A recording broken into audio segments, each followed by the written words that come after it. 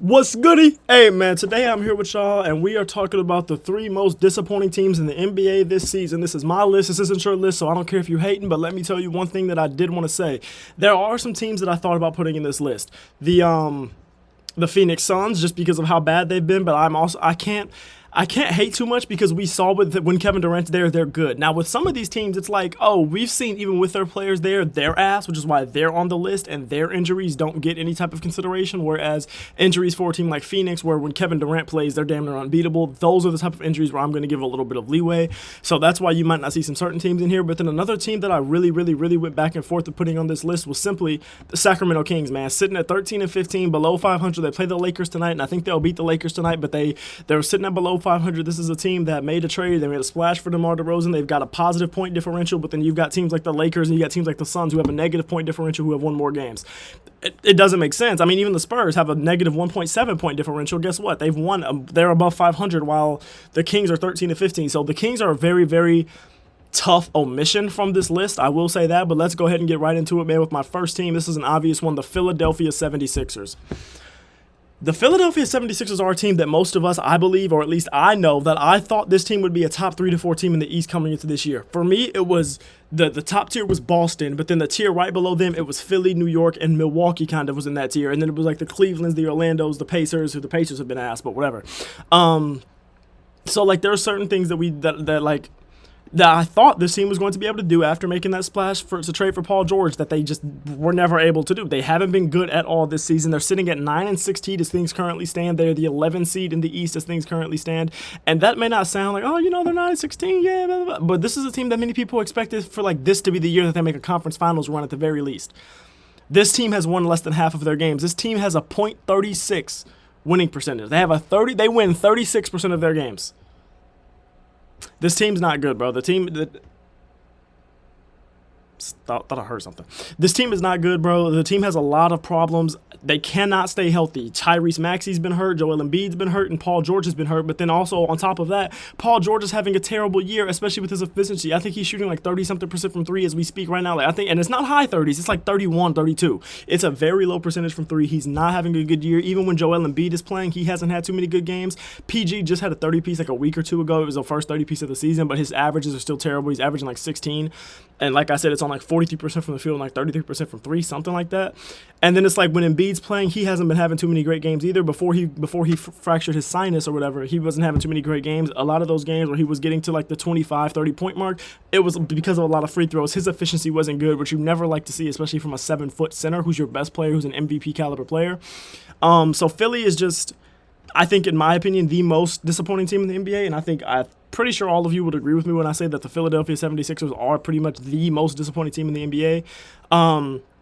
The next team on this list is the New Orleans Pelicans, and this is one that this is where, like, this team had to be put in for me, but it was like I almost didn't put them in just because my expectations with them weren't high like they were with the next team that's below them or with the 76ers or anything like that.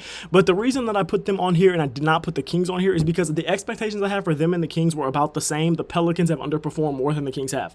So therefore, I'm putting the Pelicans on here. Now, similarly to Philly, it's a lot of these struggles are because of injuries, but when it's getting to the point where every single player, not just Zion Williamson, is hurt on your team, where DeJounte Murray hasn't been playing well in the games that he's played, things have to change. And this is a team that I was expecting to be fighting for a play-in or even a playoff spot. I thought this would be one of those teams that I thought this team would make it, and I want to say I thought the Kings would make it, but then I didn't think the Rockets would make it, and I didn't think the Clippers. And both the Rockets and the Clippers. Rockets are one of the top like 3-4 seeds in the West right now, and then the Clippers are also a pretty decent team that's in the play-in right now. Or they might even be a top 5. They might even be a top 6 seed, low key. They are. They're a 5 seed right now. But yeah, man, this was a team that I was expecting to do a whole lot more, and currently they have the second worst record in the NBA. They have 5 wins. The only team with less wins is the Wizards. They have 4.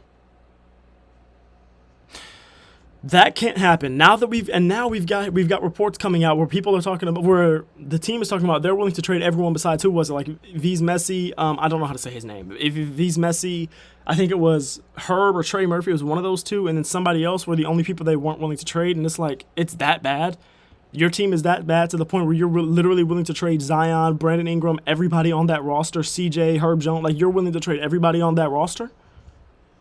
That's insane. That's how disappointing this team has been. This is a team that when they made the DeJounte Murray trade, I thought their defense got better. I liked him running their point guard spot. I thought he sped that team up a little bit because when you got a guy like Brandon Ingram, he slows the game down. I thought him being on that team running alongside Zion would speed it up a little bit. Obviously, Zion hasn't played. DeJounte Murray broke his hand in the first week of the season. I think it was low-key the first game of the season. He came back and he hasn't been good. So yeah, the Pelicans are my second most disappointing team this season. Record-wise, they have been the most shocking, but like I also didn't. I would say, low key, if you would have said, did I believe the Sixers would be 9-16, or would I believe that the Pelicans would be like 5-20 or whatever they are? I don't know which one I said I would believe more or less. I honestly don't know. Probably Philly, just because Philly's a team that I've never trusted really. But I don't know, bro. Like these teams have had probably bad seasons. Like, it's insane. For the Pelicans, it's like it's a curse. Like, you got Dyson Daniels, a former player, talking about, yeah, it's a curse. Even when I was over there, something's in the water because I was getting ankle injuries, ticky-tack injuries. I was like, damn.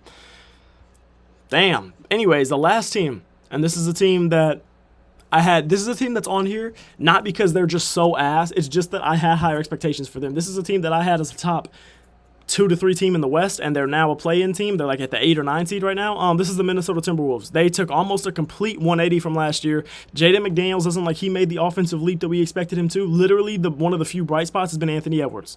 Anthony Edwards has been hooping. He's been doing what he needs to do. He's calling the team soft. He's saying, hey, we don't have an identity outside of me and Jew putting up, him and Julius Randle, obviously. Him and Jew putting up a whole bunch of shots. It's like, yeah, but like I like that he's calling them out like that. I like that he's saying that his team is soft, that they don't have no identity, that they don't have no energy, that none of that. I like that stuff. Donte DiVincenzo, who I thought was the catalyst of, was the most key piece of the New York Knicks trade with Karl-Anthony Towns. I thought he was the most key piece in that trade. Guess what? He's been ass this season. Can't hit the bride side of a ball.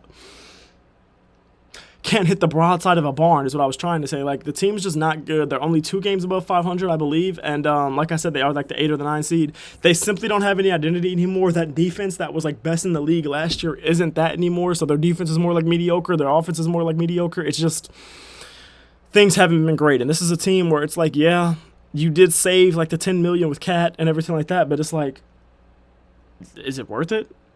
Was it worth being a play-in team? Was it worth getting to a point where you got rid of Anthony Edwards, one of his best friends on the team, the second best player on that team? Was it worth it? I, in the beginning, thought it was a decent trade. I didn't think it was terrible.